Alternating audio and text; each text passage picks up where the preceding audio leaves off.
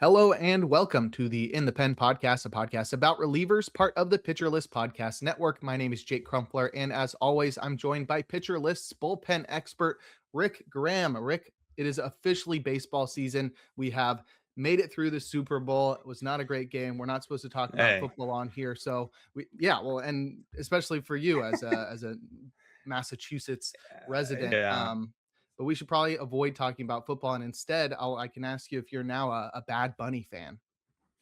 yeah. I mean, I didn't know really what to expect, but yeah, I like thoroughly entertained from that halftime show. Mhm. Um, and I'm not even lying. I did start listening to, like on Sirius XM in the car. I'm like, all right, what channels is he on? It's like the Caliente, Mhm. 172. I started listening to that a little bit the other day. So yeah, that does it kind of helps get into baseball season too. I feel like Sure.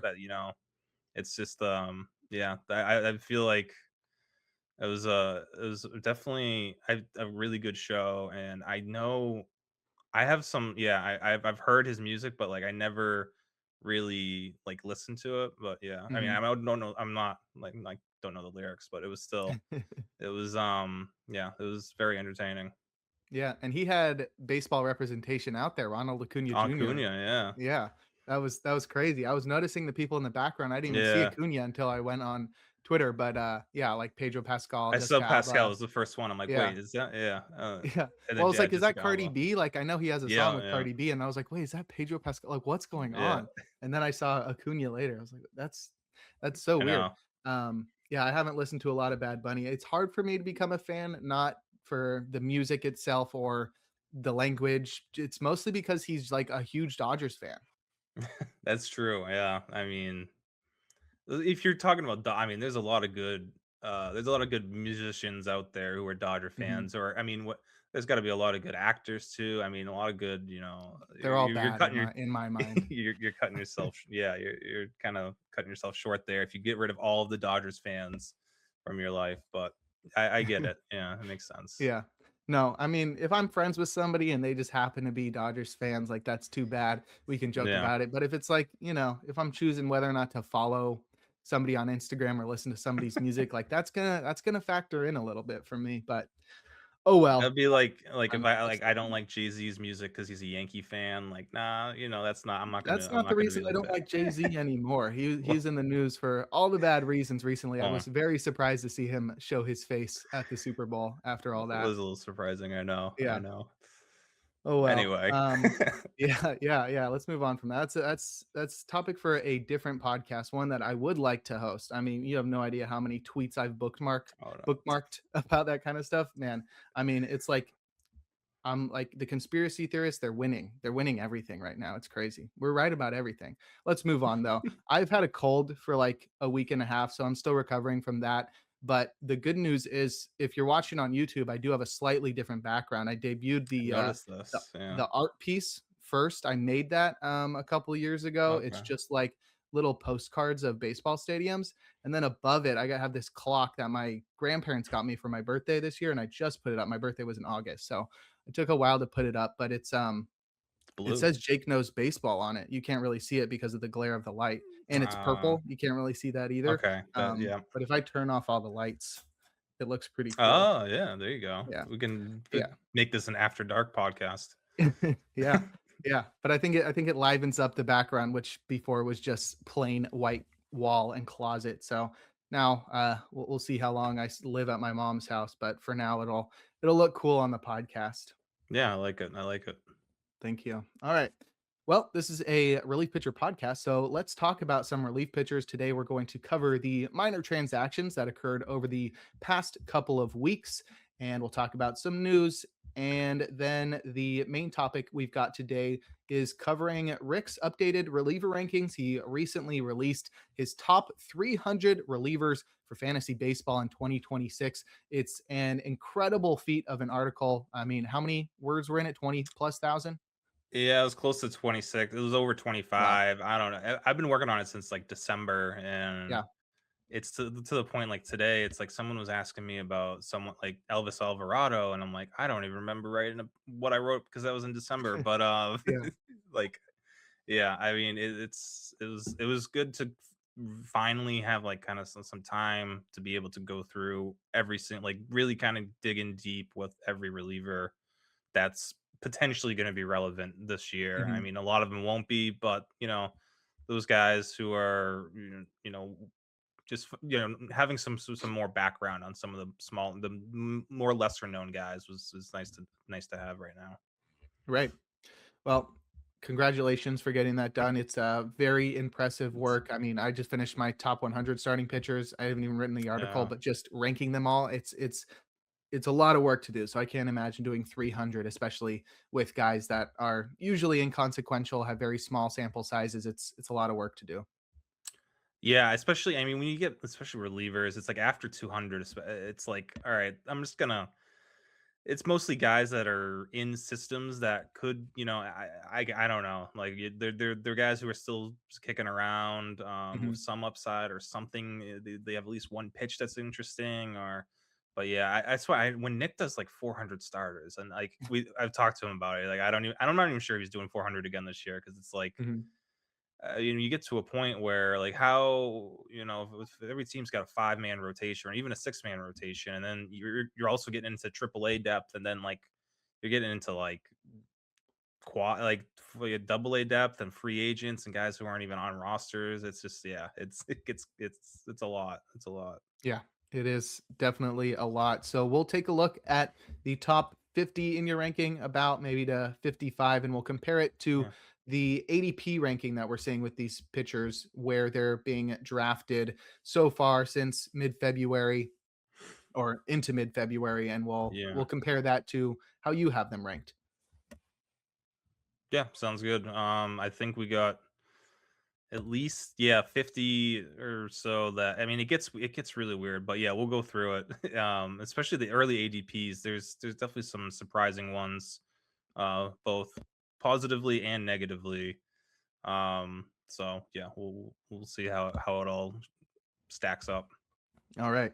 Let's first jump into the transactions from the past couple of weeks. As I mentioned, they're pretty minor. We're at that point in the offseason where all the guys have been signed pretty much. All the notable guys have been traded, but there's still some actionable and notable transactions. So in Arizona, the Diamondbacks were active. They traded for Cade Stroud from the Orioles. He's was a 27-year-old rookie last year.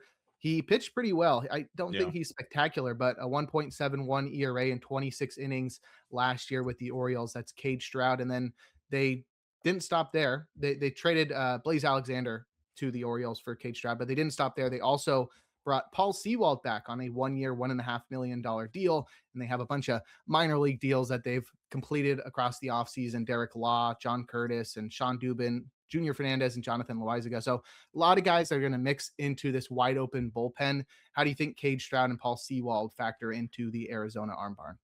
Yeah, I mean, it looks like they're kind of just going with the like throw things against the wall technique or approach, and hoping something sticks here, at least until they get Puck and Martinez back.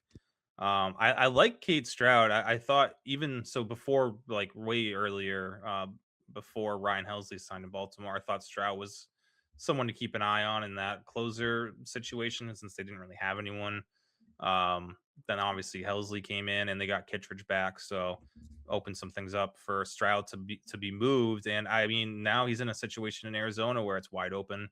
Um, I mean, he's a very interesting pitch mix. He throws like 4 or 5 pitches. The cutter and his breaking balls are really good. Um, I don't know, about his fastball necessarily, but it's as far as like having some sort of swing and miss numbers, especially his minor league numbers, which were really good.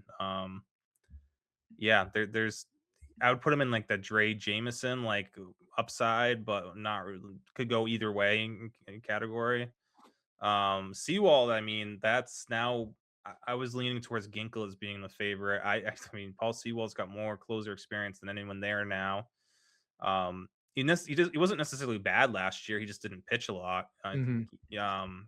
you know if he can stay healthy if he's healthy now. I don't even know. I mean, there wasn't really much news on him until he signed today. But yeah, I think he's more. I put him above like Ryan Thompson. I think Thompson was like my next in line in Arizona until Seawald signed. Just you know, Torey Lavulo loves veterans, so I think Seawald and Ginkle between those two, one of them probably starts the year in the closer role. You probably can get him for free, basically. It's still like where Ginkle's going now, and even where I don't think Seawald's ADP is going to jump up way like too high. So if you want to take a shot in really deep leagues late, go for it on Seawald or Ginkle. But I don't think it's anyone. I don't think you need to roster anyone here. If you do have IL spots, though, AJ Puck probably a nice stash to have. Yeah, and you mentioned Ryan Thompson as the next man up, and I Yeah. think that's sort of necessitated because of the injury to Andrew Salfrank, which will move up on our list. Salfrank will miss all of 2026 after undergoing shoulder surgery in February, and it's a big blow to a bullpen that was already struggling to find arms. Yeah, I mean, I didn't like him as a closer, but he was still their best left-handed option. So now it kind of bumps up. Brandon Garcia is an interesting. The guy they got him from Seattle in the was it the Naylor trade or this one of Yeah, those I think so. trades, either Suarez or Naylor. Right, they had two. Um, yeah, so I like Garcia there. I think he should definitely make the bullpen. I think they added another lefty. I think they've been making so many moves, smaller moves, and even like Taylor Clark's. Like I thought Taylor Clark was pretty good last year. He had a whip of 0.85. I mean, Mhm. it's not even with the best luck, like having a whip of 0.85 is pretty legit. So yeah, I don't know. This bullpen be very interesting to see how things play out. And then even when like Puck and Martinez come back, I mean, we'll talk about them a little bit more later, or we could talk about them now. I guess when we're talking Diamondbacks, Yeah. because they're. It sounds like Puck is aiming for May to return, and Martinez in August. So I don't know what's your like. I don't think the Diamondbacks are going to be a playoff team this year, barring especially Carroll's already got a hamate injury. Mhm. And the rotation it could go either way. It's probably not that great, and the bullpen's obviously not great. So don't see them as a playoff team. So I think Puck comes back, maybe closes out some games for a week or for a month or two. They could move Puck at the deadline. Then Martinez is back in August or September and let him finish the year as the closer. And then next year, moving forward, Justin Martinez is their closer. But yeah, it's just a very messy situation from a Yeah. fantasy aspect. And like again, unless you're in deeper, really deep leagues or NL onlys, and you want to throw a dart at Ginkle or Seawold for now or stash Puck, that's really the only fantasy relevant stuff here. Even in a safe hold situation, like I'm not really chasing anyone here at the moment. It's just there's a lot of volatility. Another bullpen that is facing a lot of volatility is the Nationals in our nation's capital. They've been trying to add some upside recently after trading away Jose Ferrer earlier in the offseason. They're pretty much a bullpen without any identity. They claimed Richard Lovelady and George Soriano, and then Soriano was later DFA'd and traded to the Cardinals in exchange for Andre Granillo, who has plenty of upside, and he's somebody who we've talked highly about. So think great trade for the Nationals. Very confusing for the Cardinals why they would trade a young, high upside reliever for an old, well, not necessarily. He's not Soriano's a little old. bit He's still older, but 26. a weird trade It's nonetheless. just yeah. But first of all, so this is Soriano's 15 since November, so it's like it's not like the Cardinals shouldn't have had to give up anything to get him. Not to mention like he's had a really good minor league numbers. His sweeper's legit, or his slider's legit. I think fastball needs a little work, but I think there's just enough in that fastball where he can make it work as his secondary, of his slider being the primary. Um, and he has two options left. He doesn't even have a full year of service time. So yeah, it's weird. And Soriano's got a year of service time, no options left, and I don't know. I don't. Basically, the Nationals claimed Soriano and then got Ken Waldachuk and Andre Granillo for claiming Soriano kind of, Mhm. and I know Waldichuk's been bouncing around too, but like he's still an interesting arm. He's not that old himself either, and I think Waldichuk does have options, so that's pretty savvy string of claims and trades here for the Nationals. And I mean, right now, I think Andre Granillo. I don't know behind Clayton Beater. That's what we've been trying to figure out who's behind Beater in that depth chart, and Beater's not even necessarily at the top either. But as far as stuff goes and talent goes, I think Andre Granillo is number two there. I mean, it's just been a revolving door of waiver claims basically, and Cole Henry, who's not good. So I don't. Again, this is like similar to Arizona. I don't think I still have some interest in Beater because there is upside there. He is like electric stuff. If he can just somehow, if the command clicks, that he's a legit closer. Um, but even Granillo, maybe a like very deep, again, really deep late NL only type league. There's some interest there because Beater can't be the closer if he's got an 18% walk rate again. So I just if Beater's first 2 weeks he's running out with that 18% walk rate. Like what's the next move for the Nationals? Who do they turn to there? Yeah. Well, it's nice to see them at least trying to address the problem that is very apparent in That's the that type of guy they bullpen. should. Yeah, that's the type of guy. Yeah. Like keep taking at least if you're not going to sign a veteran for a year, like at least take a shot on someone like this who's there's some upside. Well, the White Sox are taking shots on veterans with upside. They signed Lucas Sims to a minor league deal. And then, more notably, they traded for hard throwing righty Jordan Hicks from the Red Sox. The teams swapped prospect pitchers in the deal as well. It's clearly a salary dump by the Red Sox, but notably, they've now traded pretty much, I think, everybody from the Devers deal. They got rid of Harrison Yeah, later not in a everyone. Brewers trade. There's still one more Technically, yeah. prospect, The Jose Bayo Bayo. Bello. Yeah. He was like basically the fourth guy in that of throwing. He's like the number 59 ranked prospect on SoxProspects.com right All now. right. So Incredible. now, yeah. So basically, they got. Yeah, I don't even want to talk about it. Is yeah, I know Rafael Devers has his flaws, but I'm still I love his bat. I love the offensive production he brings. So I think you put up with a guy like that, and that contract's not going to be too bad in like 3 or 4 years. He's fine at first base. He'll be a fine first baseman.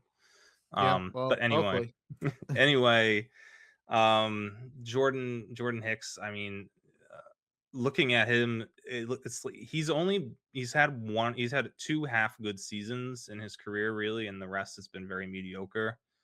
Um, at best. And his two good half seasons are when he was averaging over 100 with his fastball. So I don't think that's a coincidence. That's not a coincidence. And I don't know if he can get that back. He was at like 98 out of the bullpen with the Red Sox last year.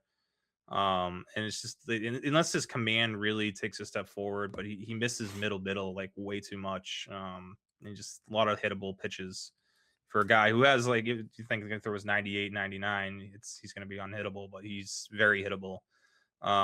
So yeah, and that bullpen is kind of getting full now that like they have Sir Anthony at the top. So um, he's not better than Leisure. He's not better than Grant Taylor, but he does have the benefit of not having options, and he's getting paid more than everyone else. So he'll stick around in the bullpen for this year at least. And um, yeah, I just don't think there's any fantasy relevance there, even in holds leagues for Jordan Hicks. Wow. Do you think we mentioned Kyle Harrison? This is very unrelated, but do you think he can be somebody that contributes out of the bullpen for the Brewers, or do you think they'll continue to develop him as a starter? I mean, they seem to have a lot of starter Yeah. depth, but I know they traded Freddie Peralta. It depends. Now they have like if you add Harrison into that like left-handed swingman role, now you have All right. you have DL Hall, Aaron You got all these Ashby, like Josh Angel Hader types. Zerpa. Yeah, Yeah. I mean, yeah, the Red Sox did kind of toy with Harrison as a potential reliever. Maybe that's what the And he performed much better. yeah. There's a really a good reliever outcome there. But I think I don't know. Yeah, I want to see what they do with Zerpa first because I know they talked about putting him in potentially in the rotation, but it doesn't sound like that's necessarily going to happen. I know that they announced Ashby is going to stay in the bullpen for now.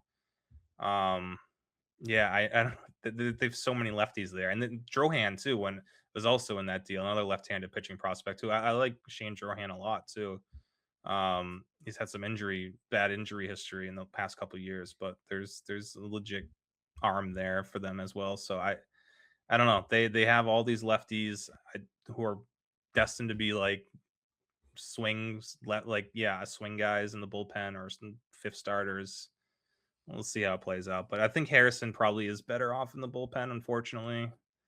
Um, but I don't know if his fastball is. I don't know. I don't know if It that's played up in the bullpen it plays up velocity in the wise. bullpen, so I think that might be like the best option for him because even still in the bullpen, it's not. It's good enough. It's good enough. Yeah, The White Sox did have a departure. They DFA'd Brian Hudson and then subsequently traded him to the Mets. We were very high on Brian Hudson when he was pitching really well for the Brewers a couple years ago, but injuries and underperformance have prevented him from reaching those heights. Hopefully, with all the opportunity in Queens, he yeah. can actually be a significant contributor there. Yeah, and I think the important thing there is he'll get a chance to be in that bullpen at least for the first month. It sounds like AJ Minter is gonna. I think they said I don't know if it was David Stearns or Mendoza, but it basically said Minter will be out until May. So that gives behind Brooks Raley, Hudson should be the favorite to be that second lefty to start the year in that Mets bullpen. Yeah, definitely a good opportunity for him. I don't know, when Minter comes back if he sticks around. I guess it depends on his April performance, but um, yeah, someone who big. He's like 6'8", but he only throws like 91, 92. But he gets some weird. It's weird coming up from that height and that arm angle from the left side. So there's a little funk there. Could be, and the Mets have done a pretty good job of rehabilitating relievers in the past couple of years. So this could be a good test for them. Someone else with funk is Angels or New Angels reliever Brent Suter, who signed a major league deal for $1.25 million. They also signed Hunter Strickland, and it does seem like Suter is going to be the number two lefty in this bullpen. I don't think he's somebody to target in fantasy, though, especially with all the upside in this bullpen. However, because in Anaheim with upside comes risk. There's All plenty right. of opportunity for Suter to just climb that ladder if he stays healthy, which is something that he's been able to do for so long because he's a soft tosser. Yeah, I think I've kind of forgot about him because he kind of sneaks up on me like every year. I feel he's been very, very consistent, very solid from the left side, not going to strike anyone out really. It's just the type of guy you want as your second or even third lefty in your bullpen. Very not surprising. The Angels love their veteran 35 plus year old relievers. It seems like that's a big thing for them, especially Yeah. this offseason. So yeah, it makes sense. The landing spot he'll be behind Pomeranz. I think they traded Burke, so yeah, I think he'll be the number two lefty there. Across LA, the Dodgers brought back a familiar face, re signing Evan Phillips to a 1 year, $6.5 million deal. He's expected to start the season on the IL, and there's going to be a lot of competition when he returns. But when Evan Phillips is healthy, he's been one of the best relievers in for the Dodgers, which is saying something because they have so many good ones. Yeah, it's probably more money than I expected because he's not going to pitch until July, August. But it's the Dodgers, so they Yeah, have the money to whatever spend. it takes. Yeah, and um, yeah, but I mean, by the time he gets back, who knows what the role will be? But yeah, yeah, we'll see what it looks like in July and August for him, but he could definitely work his way into a setup role there, kind of like a trade deadline acquisition. Him and what's his name, Brock Stewart's probably going to be back by then too. I'm sure they'll have guys on the IL by then. So Yeah. yeah, the Dodgers just already have injured guys. They're stashing away. It's like those teams that when you have like unlimited IL spots in a fantasy league and teams just start like, people just start stashing like the best IL guys. And yeah, it's just this is what the Dodgers are doing right now. Yeah, and they're so good, they're able to DFA a pitcher who had a I 3.18 know. ERA last year across 65 innings. That's Anthony Bonda, who was ultimately traded to the Twins, and I think that's a great opportunity for him. He will be compete like lefties are the Twins' strength, so he will be competing with a pair of good southpaws in Cody Funderburk and Taylor Rogers. But I think Anthony Bonda could be one of the top options in a thin Twins bullpen. Yeah, I think Rogers probably gets the early is probably the early favorite for saves there and to be the closer because he's got some sort of save and closer history, especially in Minnesota. But I think Bonda, I feel like his fastball is definitely more closer-ish. He throws like 96, 97, locates it well at the top of the zone. I Yeah, I mean, he'll definitely be a factor in like a setup role there. He'll probably overtake Cody Funderburk if we're talking about the left-handed hierarchy. Um, but yeah, at least now the Twins have three lefties who are all worthy of being in an MLB bullpen. It's from the right side. I don't know. I'm not sure what they do there.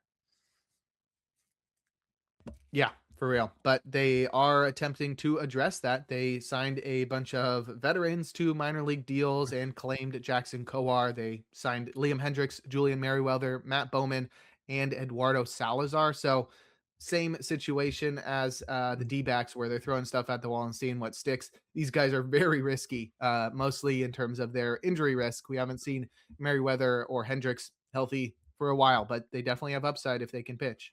Yeah, I've Merriweather's another one I forgot about. Like I know Hendricks has been his name has been thrown around, but Merriweather is like I mean we at least I was huge on him for a while. He just never has been healthy. It's just same with Hendricks. Hendricks for the last 3 years at least hasn't been healthy. If one of those guys is actually like 100% or close to it, that's probably their best right-handed reliever. I'm very skeptical that that's going to be the case given the past couple of years for those guys. Um, but yeah, I don't know. It would be a fun story for Hendricks, especially. I rooting for him. I hope he has something left in the tank. Maybe last year, another year removed from surgery. Maybe he's can get back up to like 95, 96 with his fastball again. Have one more good year in him. Yeah, we had a couple last minute major league deals signed as well. The Marlins signed John King to a $1.5 million deal, and the A's signed Scott Barlow to a 1 year, $2 million deal and DFA'd Grant Holman. I think Holman is somebody that's pretty interesting and may catch on with another team if he doesn't make it through waivers. But King is probably not fantasy relevant. However, I think Scott Barlow is. I think he's got 57 career saves, and that's more than like every single pitcher in the A's system combined. Yeah, probably. So he's got the most experience. I said that before about Mark Leiter Jr., but there's definitely a reality in which I could see Scott Barlow being the main option in the ninth inning for the A's. I don't think he's the most talented, but if they're trying to get somebody who has experience in there and maybe somebody that they can trade at the deadline Yeah. if they aren't in playoff uh, situation, then I think Barlow is somebody that could be closing over somebody like Justin Sterner or Hogan Harris. Or yeah, or even like I mean, I guess Mark Leiter, I was the first to sign, and they gave him a little bit more money, but I'm not so sure Leiter is that much better than Barlow, if better at all. So yeah, I could see that. I like Sterner the most here, but if they're going veteran, I don't know if there's a great argument for Leiter to be the choice over Barlow, unless there's something that they see. I think Barlow was okay. He wasn't terrible last year in Cincinnati. He was fine. He's been okay the last couple of years. He's not the same guy he was in Kansas City in his early days. He's always been a weird fit as a closer, to be honest, because he's very breaking ball dependent. But yeah, I think the veteran aspect to it, the years he's been in the league and the saves to his name, I think that gives him a leg up on some of the other guys there at least. Maybe not Sterner, maybe not Leiter, but the other guys, yeah, like Hogan Harris should be the lefty there. He's not much of a closer, so yeah. I don't think Barlow again. This is like the Diamondback situation. It's like those guys, very late targets if you want to take a chance, but it's probably not going to end well fantasy wise. And some quick minor league deals. The Rangers signed Ryan Brazier and Mason Thompson. The Royals signed Eli Morgan. The Red Sox signed Kyle Keller. And the Giants signed Michael Fulmer. Do any of those guys interest you in terms of their potential fantasy value?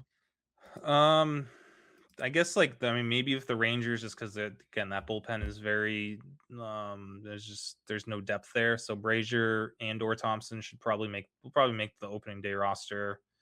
Saves are wide open there as well too. So who knows? I don't think Brazier. I don't see him really factoring in to saves or Thompson as well. And I mean I think Kyle Keller just because the Red Sox do have some openings there, especially now that Hicks is out. I think right now Fangraphs might even have Keller as as being on the opening day roster.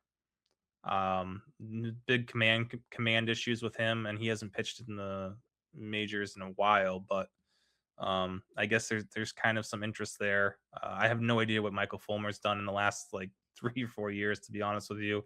But the Giants obviously have a wide open bullpen as well, so Hmm. it's I guess a name to keep an eye on this spring. All right. Next, we'll discuss some fantasy relevant injuries and news from the past couple of weeks. But first, we're going to take a quick break here on In the Pen. And we're back. Jake Crumpler here with Rick Graham on In the Pen discussing relief pitchers. Let's talk about some injuries. It sounds like Josh Hader was shut down from pitching, but I think he's going to be okay. It's still concerning, though, because he didn't finish last season healthy and it still doesn't seem like he's recovered. Yeah, it's tough to figure out where to I moved him down a little bit right before like releasing the rankings today because I don't it's just too there's too much uncertainty and we talked about it even in November when it was like he was hopeful or whatever the word was the hope I think the word was hopeful to be ready for opening day or hopeful to be ready for spring training. It's like He was that's supposed to be ready for the playoffs. not right, that was the hope. Like, yeah, he'll be back for the second round. Like that was never gonna happen. Nope. But I guess like this is a new injury allegedly, so this is more what is it? This is a bicep issue. This is different from the shoulder strain that he finished last year with. So I don't know if that's good news or bad news that it's different from what he um ended the year with last year because yeah, I don't know. I don't love any of it though. I would like to not draft him if I can, but maybe this is the time to where you can buy the dip on him. People panicking, but it's really risky. You got to be, a certain type of gambler, I guess, to make that bet because there's just a lot of red flags right now of Hater. Yeah, definitely. If you're spending that high of a draft pick on him, it's Yeah, pretty risky.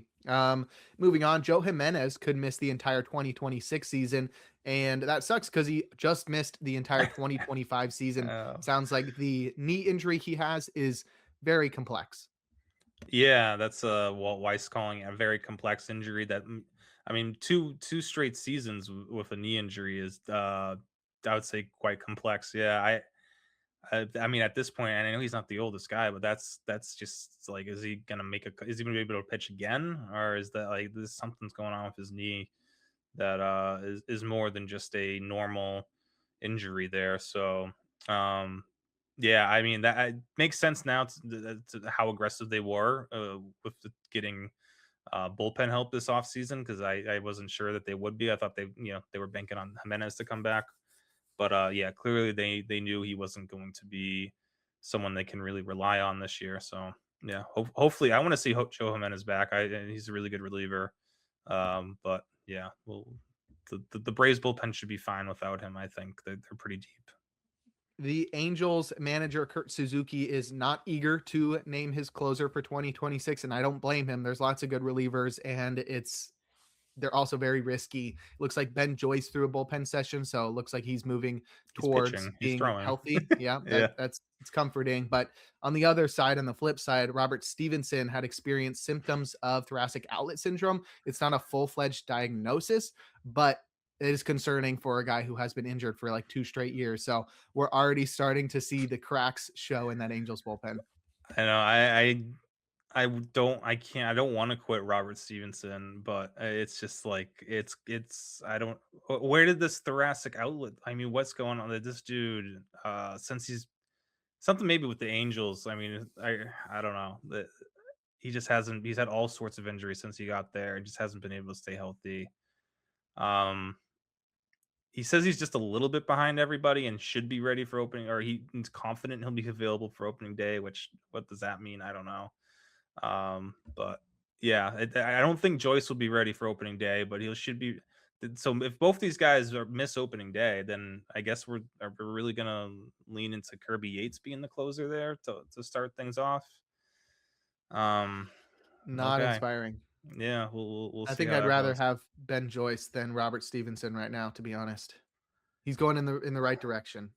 You're right. There's something to that. Yeah, I I don't know if Ben Joyce can throw more than 25 innings. But Stevenson hasn't thrown more than That might 10, be so more than I Stevenson. know Yeah. that he might be. So I don't know. I just give like Ryan Zephyr John the job. I don't know at Yeah. this point. Just give me someone who can stay healthy and be consistent. Right.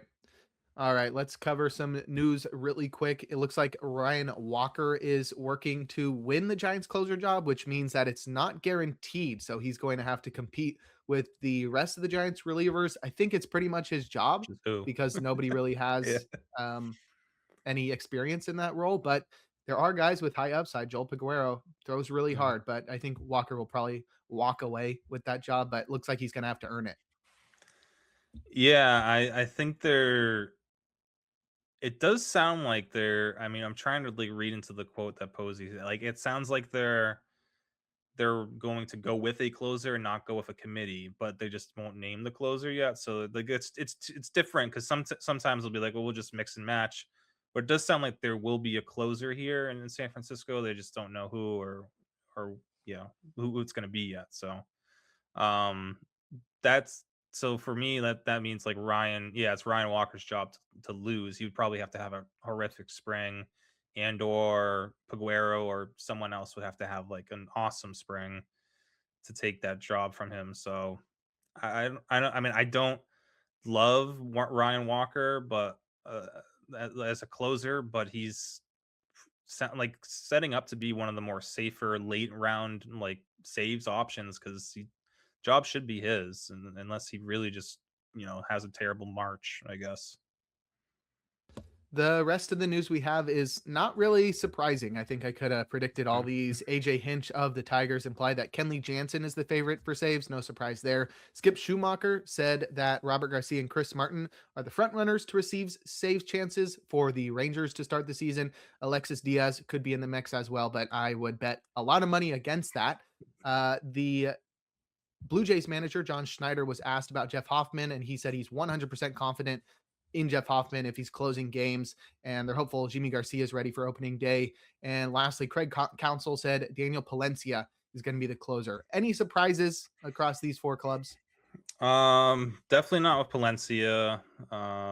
Jansen too. I think it's not surprising, but it's just kind of nice to, because there was been a lot of confusion and that the whole quote. It does sound like Jansen will get. I still think he's like 50 to 60% of the saves. They'll That still makes give sense. Yeah, they'll keep give the Vest. workload That's light. still a lot. I mean, Yeah. that should still get him close to 20 25. And then yeah, Vest and Finnegan will mix in from there. Um, Hoffman, yeah, I that's a weird quote. I'm not going to put anything into it yet, but I think, yeah, I mean, it makes sense for him. If he's healthy, he's still the best option they have. I think the weird thing is Chris Martin being a front runner after they like didn't want to use him in save situations last year at all. So what's changed this year? Is it just because Skip Schumacher's there? I don't know. But Chris Martin, for his career, he's been a really good career. He's never had more than 4 saves in a season. I think if I were to gamble on I think he'll have more than 5 saves this year. I think he'll break that. He'll get 5 or more saves. But I still think Garcia's the favorite to me. He's done it a little bit longer, a little bit more. And for whatever reason, they just Martin has always worked in the seventh or eighth inning, and that's I don't know why it would just magically change this year. And lastly, we've seen a lot of retirements this offseason. Eric Swanson, Joe Kelly, Ryan Presley, and now probably the best of the bunch, David Robertson is calling it a career after pitching to a 2.93 ERA and a 1.16 whip across 881 major league games while recording 179 saves. He was just so consistent and really good all the way up until the end. So sad to see him go. Makes sense. He's Yeah. been pitching a lot, but David Robertson was really good when he was pitching. That's an insanely good career. Yeah, and he's like, he came up right after he was like a rookie in Mariano Rivera's late years, in New York, pitching in front of Rivera. I mean, yeah, that's such a I mean, 881 games with those ratios. That's very impressive. So, yeah, I think he probably could have pitched this year. Maybe he has some interest, like he did last year coming in the middle of the season, but he's like 42 now, so he doesn't have to prove anything, and he's had a really good career. Right.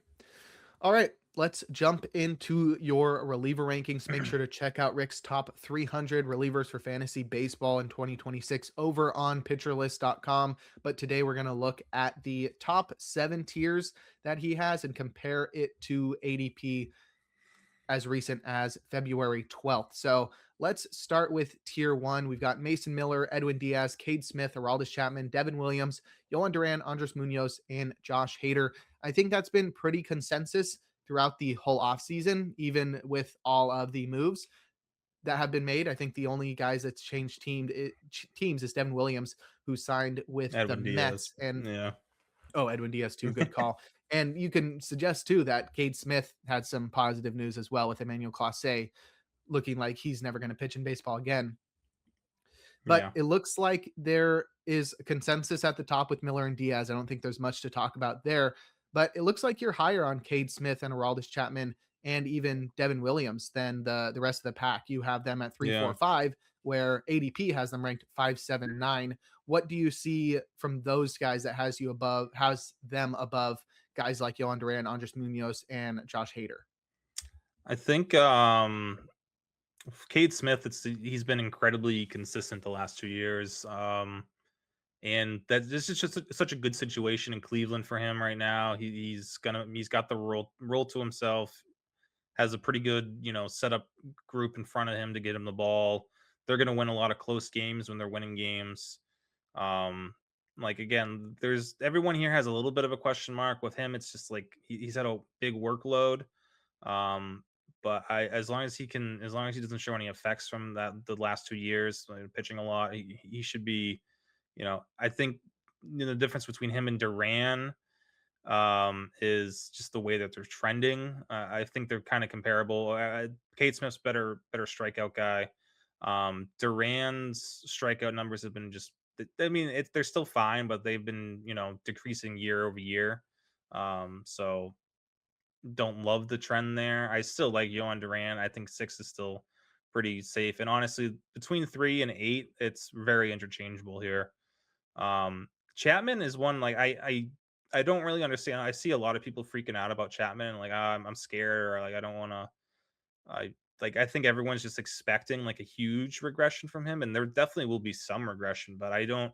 There's nothing from last year that outside of his age. I guess that's the only thing, but I think he's one of those guys who he got better last year as he got older. I don't know, like is he just gonna fall off? He could fall off a cliff this year, and just like the velo comes down a lot, and he's not the same guy. But the command, I don't see the command gain started in 2024 with if in Pittsburgh, so I think we have enough of a sample there to believe that the command sticks for Chapman.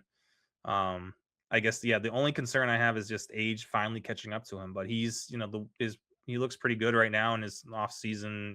This workouts. He's still huge, throwing 98 plus at least. So I don't know. I'm not too concerned about Chapman just completely falling off a cliff. Devin Williams is probably the most aggressive. Yeah, I just last year was super unlucky, and even like from May on, he was very good. ERA was a little bit high in that span, but it was again, there's a lot of batted ball luck that Yeah. I would expect to come back to normal this year. The stuff's still filthy, changeup still awesome. Of this group, he's probably I would say, like, if I had to pick 3 guys here that I could definitely see finishing first overall amongst closers, I think it would be him, Mason Miller, and Edwin Diaz. Like, that's that type of upside that Devin Williams has. Yeah, Um, Hader is just the health. We talked about him. That's why he dropped to 8. I think I had him yeah, at 6 or 7 originally, and Andres Munoz is just, the velocity on his fastball just decreasing steadily last year does concern me. If he comes out and throwing 98, 99 in April and looks fine, then like, okay, he's, you know, belongs in the top 5. But he's got an injury history. So I hope he's healthy. I don't know if the velocity drop off last year was injury related or just fatigue. He has pitched a lot in the last couple of years, so mhm. yeah, I'm guessing spring will be very slow for him. It usually is for these types of closers. They don't throw a lot. But for Munoz especially, I think they need to really kind of pump the brakes and ease him into the season. Yeah, I mean, Hader's not somebody who's immune to poor performance as well, so Yeah. totally makes sense to have him down there. I think a lot of these guys are pretty interchangeable from 3 to 8. But Mhm. I think I'll definitely be targeting Cade Smith and Devin Williams if I'm shopping in this tier. I think Devin Williams at an ADP of 94 is really He's the enticing. value. Yeah, he's Yeah, definitely the value guy here. And I even like the next guy in the next tier, he's in like tier 1.5 for me, David Bednar. well, definitely So based on the ADP. Yeah, yeah. I thought about him in tier one. I think it's just all these guys in tier one I could see finishing as the first overall closer. There's like a path for it. I don't know if Bednar has that path to be the number one closer in baseball. He's very good. Um, he made a really good adjustments last year that worked for him. But they're adjustments that hitters will, adjust back to this year now that they've seen like the new David Bednar last year. So is Bednar able to, adjust back? Um, and yeah, just I don't know. Contract year is also kind of tricky, especially in New York. If he gets off to a slow start again, the fans there, the media there, they start getting on him, and then things could just unravel, kind of like they did with Devin Williams a little bit. So I don't know. There's just I think more pathways for that top 8 to finish number 1 overall as a yeah. reliever, where Bednar, it would be take a lot for him to get to there for me. It feels like he's a clear number 9, and I think that's okay to have him there. Yeah, Let's he's just almost in his jump right own into tier. Yeah, it's like there's yeah, just him, like, in the fringe there, and then it goes to totally. yeah, yeah, So it makes sense to have him on top of tier 2. Let's jump into tier 2. yeah. David Bednar, Pete Fairbanks, Ryan Helsley, Jeff Hoffman, Trevor McGill, Griffin Jacks, Daniel Palencia, and Emilio Pagan. This one isn't really one where you look at ADP. I'm not talking about the tier in general. I'm talking about a pitcher. Trevor McGill is not somebody where you look at the difference between your ranking and the ADP and think, oh, wow, he's fallen a lot. But for you, earlier in the offseason, he was like your consensus number 10. Is the reason that you're dropping him down the emergence of Abner Uribe? Yeah,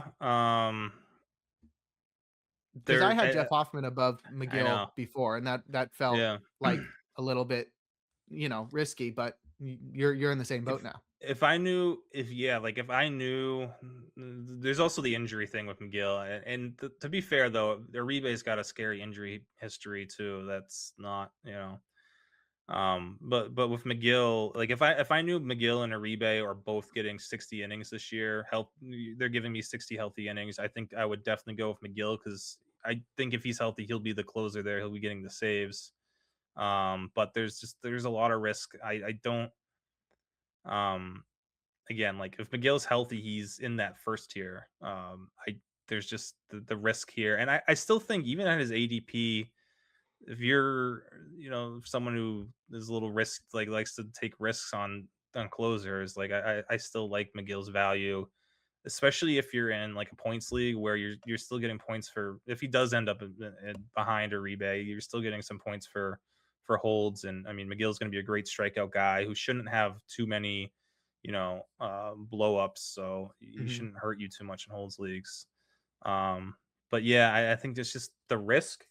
It is surprising that Hoffman is going after him. I guess maybe people were still waiting just for clarification that Hoffman was definitely going to be the closer, but they never ended up adding anyone, so, again, he should be even unless, Jimmy Garcia's fully healthy, even still, I feel like Hoffman will get the bulk of the saves there. So I agree. yeah, I think the other one I was torn on in that in 10 and 11 with Fairbanks and Helsley.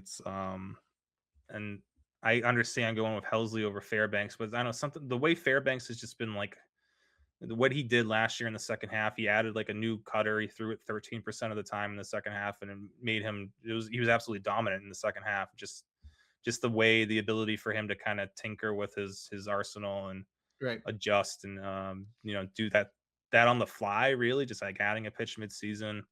And the changeup he's kind of added into. So he's lost some velocity, but like um he's still been able to make it work. And Miami's a good landing spot. That's a pretty good spot for him. So Yeah.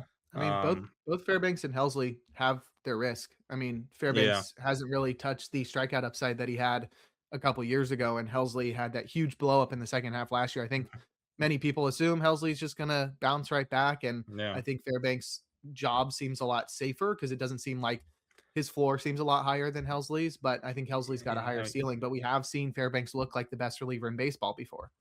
And you got like, I mean, Faucher's behind Fairbanks. Faucher doesn't do anything for me, but like Right. Kittredge behind Helsley. Like if Helsley gets off to a slow start, I mean, Kittredge could definitely be a closer there. So Mhm. yeah, I do feel confident in Helsley being able to bounce back. I still like him this year, but yeah, again, those two, I think I kind of flip flopped them a little bit a couple times, but I ended up with Fairbanks over Helsley. Yeah, I think Jax is probably the biggest. This is Right. Fairbanks was one of them. The was a notable guy in yeah, difference between ADP ranking. You had him at 10, ADP had him at 17, but the biggest one, as you mentioned, was Griffin Jax, who you had ranked 14, and he's at ADP 27. I think that's sort of like the market just not adjusting yet. I really don't think many people are going to look at that bullpen and say, "Oh, Edwin Uceta is going to be ahead of Griffin Jacks," but maybe it's just people like not totally adjusting to Pete Fairbanks being gone, realizing Griffin Jacks is not going to be a starter this year, and all the concerns that we talked about throughout the offseason and his underperformance last year. that's Griffin what it Jacks had a is. Yeah, 4.23 ERA. But I mean, out of all the guys in this tier, I mean, Griffin Jacks is, I think, one of the biggest one of the easiest guys to project to jump into that tier one. And we've never seen him be a full time closer. Imagine like yeah. He's always there's a had huge ceiling with Griffin Jacks. He's looked like one of the best relievers in baseball for like 3 years now.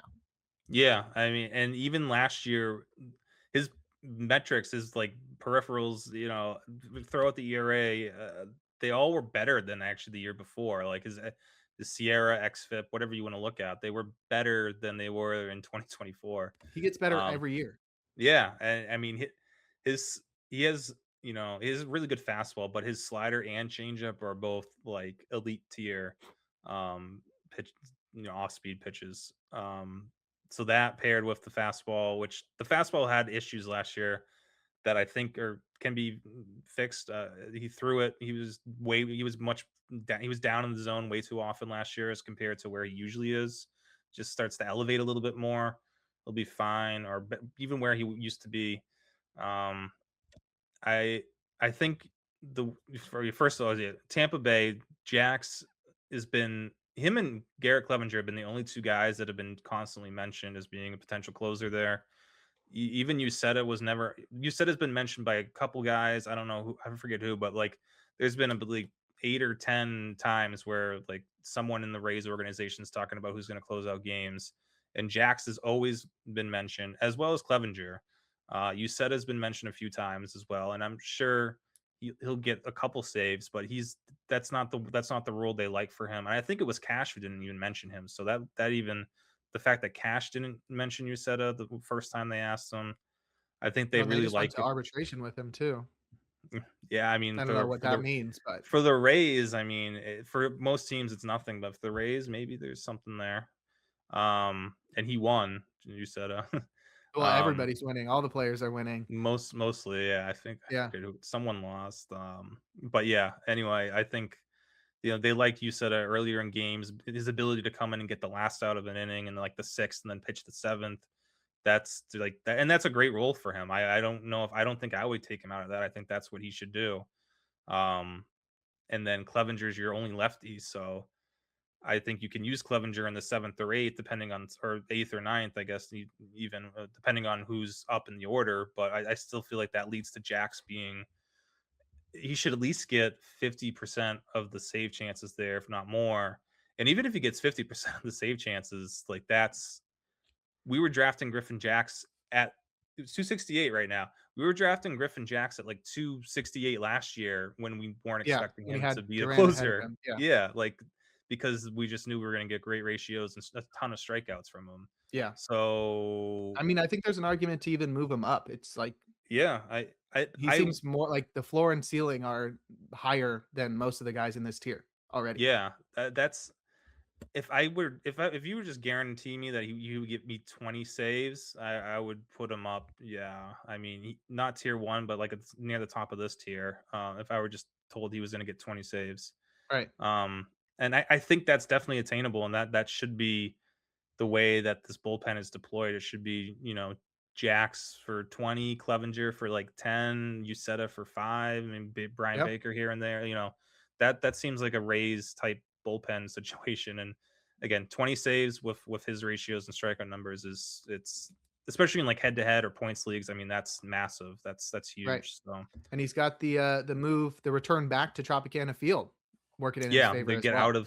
get out of Steinbrenner, so it helps all the Rays pitchers really. Um, Yeah, I this is like my AJ Puck for this year, I guess, because this is I mean, even higher than AJ Puck. yeah, I Yeah. know, and even I feel like Puck would have been good last year if he didn't get hurt, but Right. that's I another agree. I story. agree. Yeah. Yeah, All right. Well, before we move into tier 3, we're going to take another break here on In the Pen. And we're back. Jake Crumpler here with Rick Graham discussing his relief pitcher rankings for 2026. We're moving into tier 3, which includes Raisel Iglesias, Carlos Estevez, Ryan Walker, Dennis Santana, Kenley Jansen, Robert Garcia, and Sir Anthony Dominguez. There's 4 notable pitchers here comparative when you're comparing your rankings to ADP. 2 that are a lot lower, 2 that are a lot higher. The 2 that are lower are pretty obvious in Raisel Iglesias and Carlos Estevez. You have them at 17 and 18, and their ADP ranks are 10 and 11. And I think it's pretty clear why you have them so much lower than the consensus. yeah, I think just this reading the tea leaves in Atlanta and like the fact that they were all in on Edwin Diaz to take over the closer role, and they just, Edwin Diaz picked LA because he wanted more money over the years, and that's, I get that if you're Edwin Diaz, I guess. I don't. But I know you don't. But like they're clearly not confident in Iglesias being their closer. So they ended up with Robert Suarez, who still, I mean, if we was, pound for pound, Iglesias for Suarez, doesn't matter the team. I think I would take Suarez over Iglesias right now, current day, as my closer. I know Iglesias had a really good year overall and really good second half. But again, there's just it's really fluky. I don't know. The thing that he threw his fastball a ton in the second half, and it worked because no one was expecting him to throw his fastball. But it's not a good fastball. So what happens now when hitters are expecting him to throw his fastball? I mean, I don't know. Everyone was just sitting on his slider and changeup. His slider got hammered last year. It's usually a decent pitch, but they were just sitting on his slider and it got torched. I think he let up 5 home runs and like 90 sliders thrown or something. Um, and the changeup got hit around too for the first time, which changeup's probably his best pitch. But um, I just, yeah, it's going to be interesting to see. He's one of the more interesting guys for me, just to see what he does pitch mix wise and how he combats hitters. Because I don't think he can throw his fastball 75% of the time and be okay.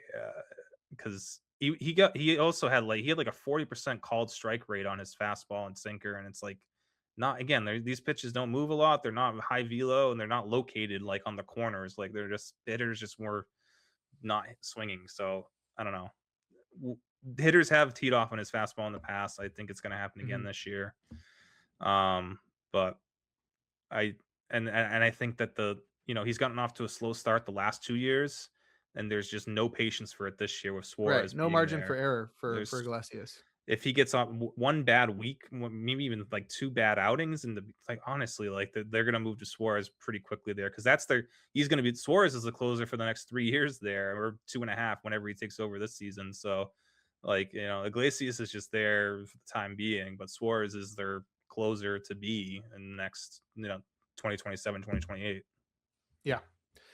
And Estevez too. You have him a lot lower, and I think already we were going to be down on him because we see the regression incoming. But now the Royals are moving in their fences, and this is a guy who's home run prone and has been lucky in that department over the past couple of years. There's going to be huge regression for Carlos Estevez. I'm surprised you even were able to rank him this high. I think just there out of this group, he's the one guy who it's like, all right, we know he's gonna be the closer and probably get a pretty long leash no matter what. But yeah, the regression was always coming, and now with the fences moving in, it's even more scary. Um, I think, yeah, like personally, I probably would draft Kenley Jansen over him. Um, but I don't know if that makes sense. But like for overall, I see, especially because Estevez at least gives you some. You know you're going to get some saves from him, unless he has like the worst first week ever, which he could, I guess. But like you're going to get some saves from him in April and March or April and May. I don't think he loses the role right away if he falters. So Yeah. there's something there.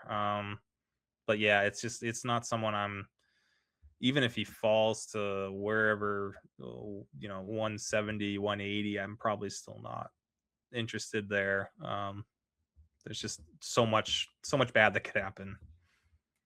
On the other end of the spectrum, you have Robert Garcia and Sir Anthony Dominguez ranked higher than their ADP ranking. You have them at 22 and 23, and they have ADP rankings of 34 and 30, respectively. Robert Garcia and Sir Anthony Dominguez are both projected to be their team's closers. And I think maybe people just aren't buying in on Robert Garcia, and the market's still adjusting to Dominguez signing with the White Sox. Yeah, I think this is like, having them at 22 or 23. The only other option I think would have been 28, 29 in the big front of tier 5, because like the next tier is kind of the high upside next Yeah. guy up tier. And Uh huh. I think I'm confident enough where I think Dominguez, we already know he's going to start the year as a closer. So that's that, and his 30% strikeout rate. Okay, like I'll take a chance as my 23rd closer off the board. And I think the White Sox aren't going to be as bad as they were in the last 2 years. They're starting. They're not like building a juggernaut there, but they're definitely more competitive now with that roster. So there should be saves there for him. And Garcia, I don't know. Again, like I don't know if I buy into Chris Martin actually being a threat to saves, because he just never has been, or he wasn't last year when he same exact situation, and Chris Martin did not get save chances last year.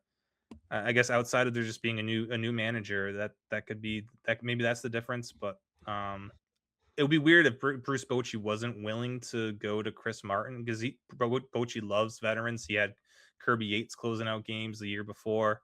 Um, so it'd be weird if like all of a sudden Bruce Bochy was like, no, Chris Martin, I don't want to have him close out games. I want Robert Garcia or Phil Maton or whoever, Sean Sean Alexander, Armstrong. Sean Armstrong. Armstrong. Yeah. So yeah, I feel like Garcia is easily the favorite there. And Yeah, I mean, he had right, better numbers than Martin last year, lower ERA and yeah, higher strikeout rate, barely, he's but not a he's also not old. yeah, and I know the regression. I mean, yeah, Martin's in his 40s now, and I guess Garcia, I don't know.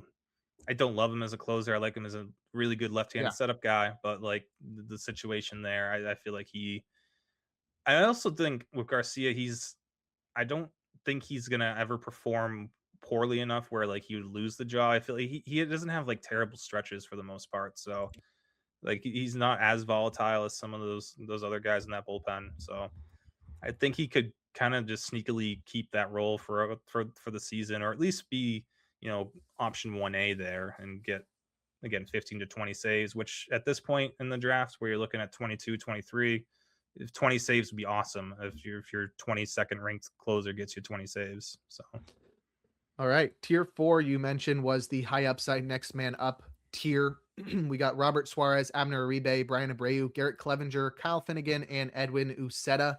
Uh, Sort of cool that you're buying in on Kyle Finnegan now. I mean, it makes sense. The uh, Tigers figured him out. and he's going back there. So seems like you have some confidence there. And the most notable ADP disparity is between your 27 ranking of Garrett Clevenger, who's going as the 77th reliever off the board, according to ADP. It makes sense considering what you talked about with Griffin Jackson, how the Yeah. Rays are expected to deploy their bullpen. And Clevenger, I think, is maybe the most underrated reliever in baseball. Nobody ever talks about him. The dude had a 2.35 ERA and a 34% strikeout rate last year in 61 innings. So a lot of upside here. Makes sense.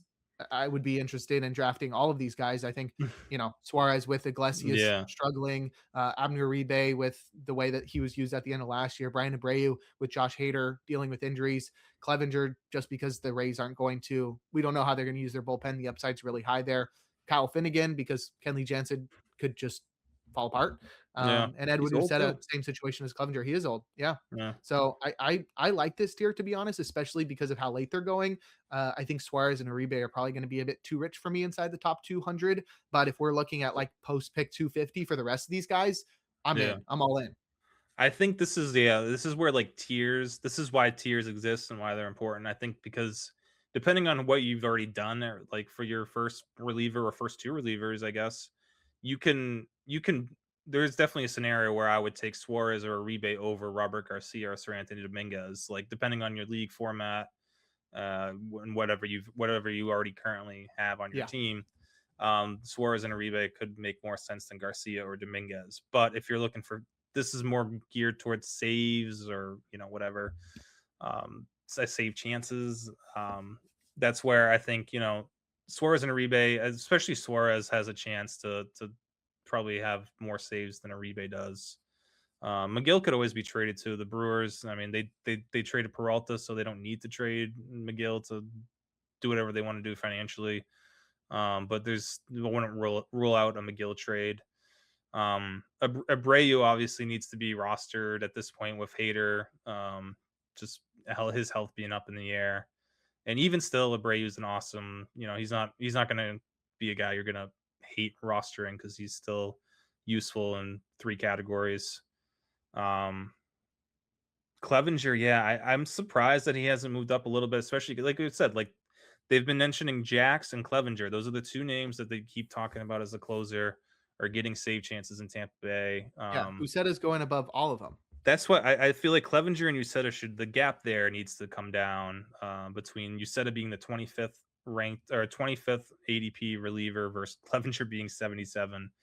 I mean that needs to be that gap needs to shrink. Uh, I'm probably just left-handed bias, I guess, and the fact well, that there's no Mason Clevenger. Montgomery anymore either. Yeah, I know. That is the one issue I have with Clevenger is that now there's you can't afford to use him or save him for the ninth inning when he's your only Yeah. lefty. I guess there's two So, sides of that coin where it's like, yeah, okay, he's now clearly the top lefty, but now he's like the only lefty. But I think right. Edwin Uceta, like as a sinker changeup guy, he's a guy you want to use versus lefties. Yeah, and actually that's a good point. Uceta has I mean, they use him in any situation versus any side hitter, and I'm pretty sure I'm not 100% sure, but I'm pretty sure his splits are pretty good against lefties as well. So, Yeah. yeah, I think that's how I honestly think you said is going to be that fireman guy. I think like Baker settles into the seventh inning role, and then Clevenger and Jackson the eighth or ninth inning based on matchups. And then Makes sense. you said it can finish a game, or he can come in the fifth inning. Yeah. Like he'll be used all over the place. So that's a pretty good bullpen though. That I like that usage. Like that group is pretty good for the Rays, and they Yeah. always figure it out there. So They yeah, will be good once again. Let's move into tier 5. This is sort of the rest of the projected closers, but not really as much upside as the guys ahead of them. So we've got Riley O'Brien, Robert Stevenson, Clayton Beater, Will Vest, and Justin Sterner. O'Brien is going to be competing with some guys in St. Louis, and he's not your prototypical closer, more of a ground ball focused guy. Not a lot of upside there, but maybe he figures things out. He did have a 2.06 ERA last year. Robert Stevenson injuries up, like injury risk is like off the charts. Clayton Beater cannot throw strikes. Will Vest has got two guys ahead of him on Rick's rankings. A lot of competition there, but he was the closer for the past couple of years. And Justin Sterner seems to be the best option for the A's as things currently stand. And the A's might not be yeah. bad this year. I just don't trust their rotation giving them a lot of leads to hold. And then yeah, pitching in that home ballpark's also a nightmare. Yeah. But I yeah, I think like I mean, I don't know, this tier is so weird. It's weird to me that Vest is going so much higher than Finnegan. I don't know how much of that I don't know how much that plays into before Finnegan signed, maybe. Um, but yeah, I think I know Vest had the most saves in Detroit last year, but I don't know, just given Finnegan's history and the contract he just signed to stay in Detroit, he feels like the safe 1B option. And Vest, we talk about Uceta being like that. I think Vest is kind of in a similar spot as Uceta, where he works well and getting four outs if needed, coming in, stopping a rally, and then pitching the next inning. So I think that's probably I think Vest in that Edwin Uceta, Ronnie Henriquez role from last year probably makes the most sense in Detroit. O'Brien, so I was not I was not in on O'Brien in October. Looking more into his profile, I'm kind of buying into there's a pathway for him to get more strikeouts. All right. I mean, he He throws does throw hard. 99, Yep. has a 90-mile-per-hour slider. The slider is not even a big swing and miss pitch. It's this curveball that he doesn't throw that much, but that gets him swing and misses. And even if he's not a huge strikeout guy, it's just, the strikeout number should come up with just a little bit of a pitch mix change. And even if he doesn't become a huge strikeout guy, he's got a really good ground ball rate, gets weak contact because his stuff is nasty. Yeah. Um, it's just with him, it's a little bit of a command issue, but mostly just health with him. I mean, he has not been able to stay healthy. It's not too it's like he's trending in a better direction than like Julian Merriweather was, but it's like he's kind of like one of those like late bloomers who, like, where did this guy come from? And it's like, oh, he's been hurt his whole career, but he has ridiculously good stuff. So as long as if he can just stay healthy for a full season, I don't know if he starts in the closer role, but I would assume he's maybe the favorite for now, just because he's no, I don't know, older and finished the year as closer 1A or 1B. I guess Romero and him switched back and forth, but I like O'Brien. I think I don't know if I'll get a lot of him but if he's around after pick 300, I'll take a chance. Um, Beater, yeah. I mean, I just don't know what else the Nationals have. So, I, and we already talked about Stevenson. I can't quit him, but I need to. I need to go into rehab to quit Robert Stevenson. 'Cause he did show something last year. Like 6 of his 10 innings were like good, and I don't know. I just Yeah. Robert Stevenson needs to he's go to free. rehab for his elbow. I he's basically still free, and like I don't know. I'm gonna take a chance probably in deeper leagues and Yeah. get burned. I you don't get burned this late in the draft anyway. I don't think you really get burned. Like, you might miss out on someone else, but Yeah. um, the upside there, Stevenson, if he's healthy and gets the role, is huge. All right, let's move to tier 6, which is basically tier 4, but these guys have better closers ahead of them. It's Yeah, basically the setup men for really good relievers, and usually in those bullpens, the setup guys are really good. So we got Jeremiah Estrada, Phil Maton, Andrew Kittredge, Garrett Whitlock, Tanner Scott, Luke Weaver, Jimmy Garcia, and Matt Brash. So you can sort of see the similarities there, where all of these guys have a really good reliever ahead of them, a really good closer that's going to be locked into their job. And if they're gone, then these guys are going to get the majority of the saves when those guys are resting or if they're injured. It's crazy to see Jeremiah Estrada going so high in drafts inside the top 300 as the 31st reliever yeah, when he's like behind Mason Miller, and there's so many other good relievers in that bullpen. I mean, mostly Adrian Morejon. The bullpen yeah. has lost a lot of guys, mostly just Robert Suarez, but they do have Jason Adam returning from injury as well. So a lot of competition for Estrada as a setup guy, and Mason Miller's ahead of him. But you still have him ahead of all these other guys. I think you would have uh, Estrada in that tier 4 if not And for having like the best closer in baseball ahead of him. I originally had him in tier 4, and I had him in Okay. there for a while until I finally was like, "Wait a minute, though. Like, doesn't really because yeah, these other guys are gonna get save chances, like should get some save chances." Yeah, like But I 4. see if Josh Hader's healthy, like Abreu and Estrada are like the same Sure. guy. Maybe Sure, Abreu's but done Hader's a not. yeah, exactly. And I mean, Mason Miller, we know his health history, so that's why Estrada's the top of this tier. And again, like if you feel good about how many saves you're gonna get on your team, and you're looking at tier 5 versus tier 6 for your third or fourth reliever, yeah, if you feel good about saves, then take Estrada over tier 5, like, easily. But yeah, this is, I don't think Estrada's got a path unless Miller gets hurt to get more than 5 saves this year. But yeah, he second consecutive season for Estrada being really good, ratio wise, strikeout wise. That splitter's been a game changer for him. And then yeah, the rest of the group, similar situation where it's if the closer goes down, they move up to like tier 2 or 3, like right off the bat.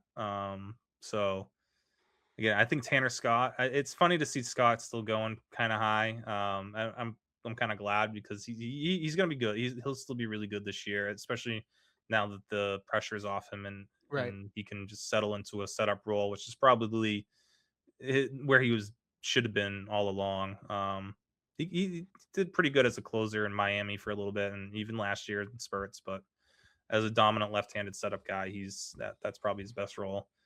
Right. But yeah, Jimmy Garcia, if he's healthy, that's the sleeper for me because I do see him potentially taking some saves from Hoffman if especially if Hoffman gets off to a rocky start again. But Yeah. I I think Hoffman the home run luck for Hoffman last year is just so fluky. I don't even think it's possible for that to happen again. So No, it was yeah. crazy. Yeah.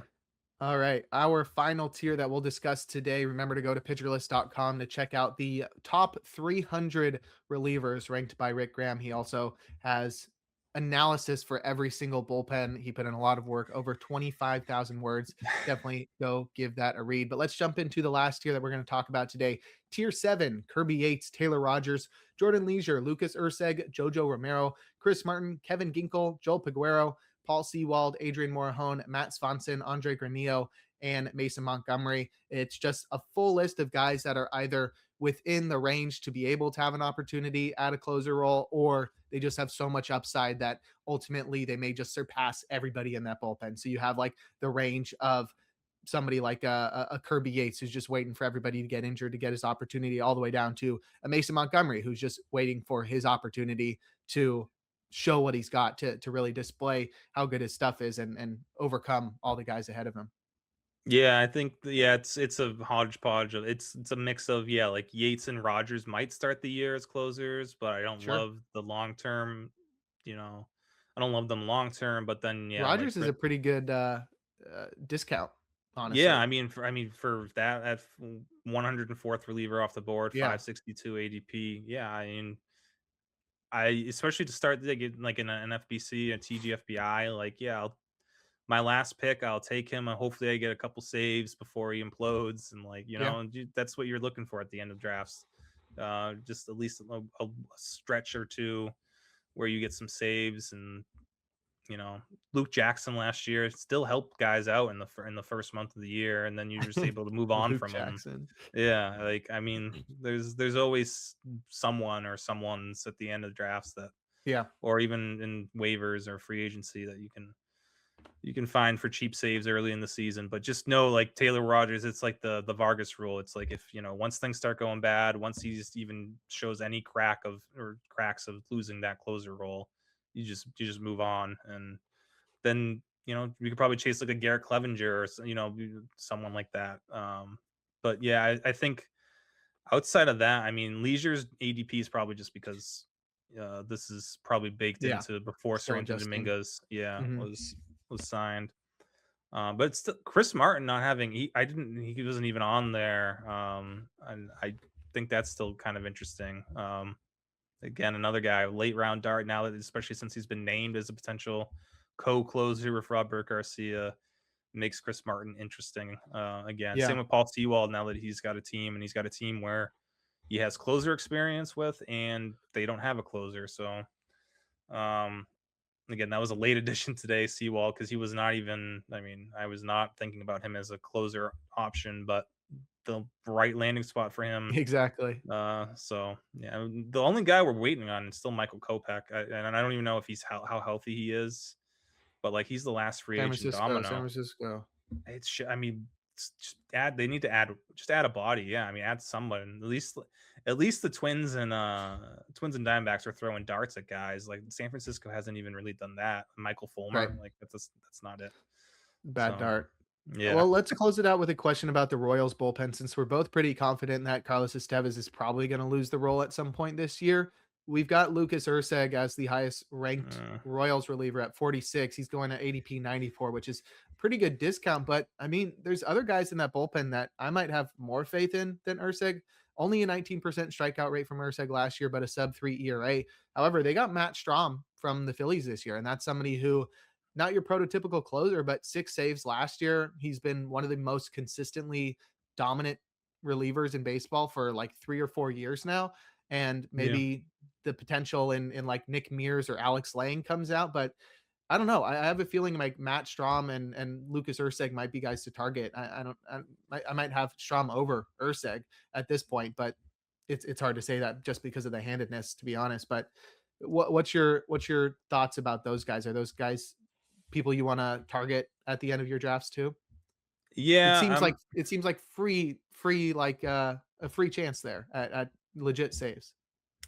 yeah, I think the only reason why I wouldn't target one of them is, yeah, I'm not sure either one upside wise doesn't intrigue me too much. As Strom took a little bit of a step back last year. He's getting up there in Okay. age. Yeah, he is. Stuff is falling off a little bit. But going from Philly to Kansas City should revitalize him a little bit. I think, especially that's going to be a lot better The situation for defense. him. Defense is better. I mean, just the ballpark's probably still better, even with the fences Yeah, coming in, sure. and just that division being able to pitch against those teams a lot. Um, but I think, yeah, I think the reason I pushed up Ursig was, yeah, I don't love what happened with him last year.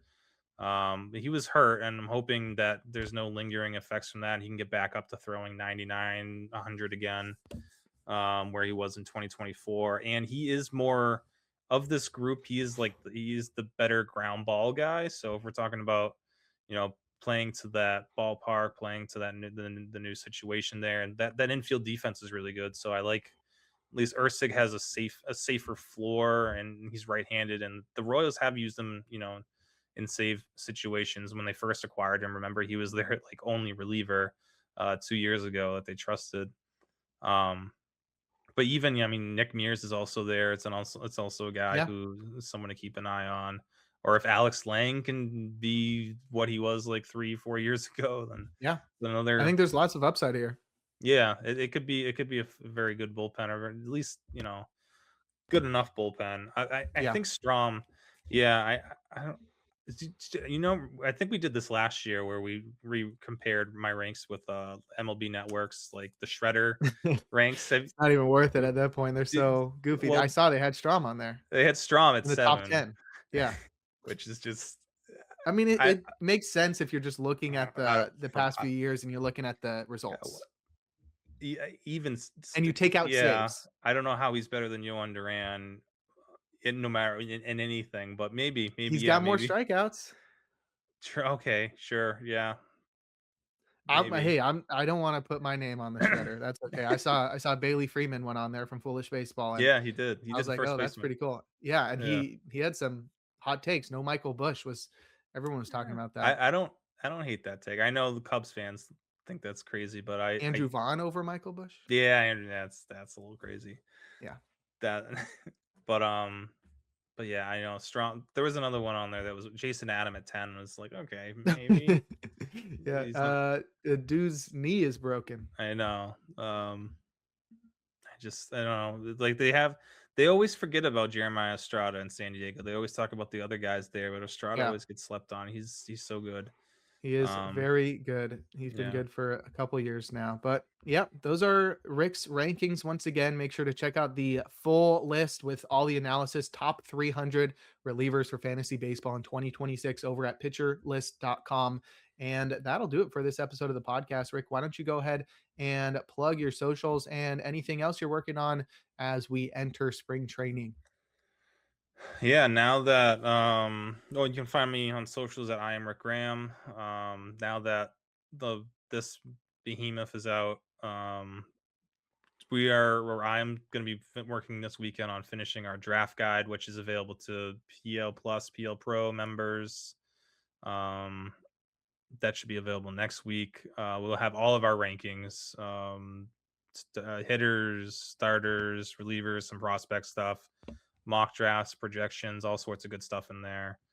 And then I know we're also going to be rolling out, and so I'm not a huge like when I go into drafts, I'm always just like I'm an old school draft guy. Like I've it used to be like pen and pencil or pen and paper. Wow. Um, evolved into like spreadsheets now, but Yeah. our I have to say our new live draft assistant that we're going to be rolling out, I that might change me. That might get me to convert to more Those are really modern. good those are really good in, Yeah, like, a slow draft where you have time yeah, to enter in all the guys and really see, "Okay, yeah. this is where I need to attack." Like, a slow roto draft, like TGFBI, the live draft assistant is incredible. Yeah, I think this year, the updates they look incredible. So Cool. I've been playing around with it a little bit, and yeah, the integration with like multiple Yahoo, ESPN, pretty much every format. So it's definitely something that is one of our better features for PL Pro. But yeah, that's where I think yeah, I'm going to write an article, or I'm going to be involved in an article with that for next week. I'm working with Chris Webber on that. So yeah, we got some fun stuff coming out. It's just the beginning of the off or beginning of early season. It's February 12th. We got a lot of time here, but not so much time. So It's gonna the next sneak up next on you. next month's going to be a whirlwind. Yeah. Right, right. Yep, definitely make sure to sign up for PL Pro and PL Plus or PL Plus to get access to all of the incredible draft season content over at Pitcher List and to get the website with no ads. PL Plus and PL Pro are incredible. You also get access to the Discord and you could just be out here and messaging with me and Rick directly. It's Yeah. pretty cool. You can follow me on socials at Jake Crumpler. You can follow the pod at In the Pen Pod. You can find all of my work at crumplerbaseball.com, hoping to put out the top 100 starting pitchers that I finished a couple weeks ago in article form in by the end of the month, maybe early March. And I'm also doing a bunch of work over at Baseball HQ. But that'll do it for this episode 148 of the In the Pen podcast. We'll talk to you all in a couple of weeks.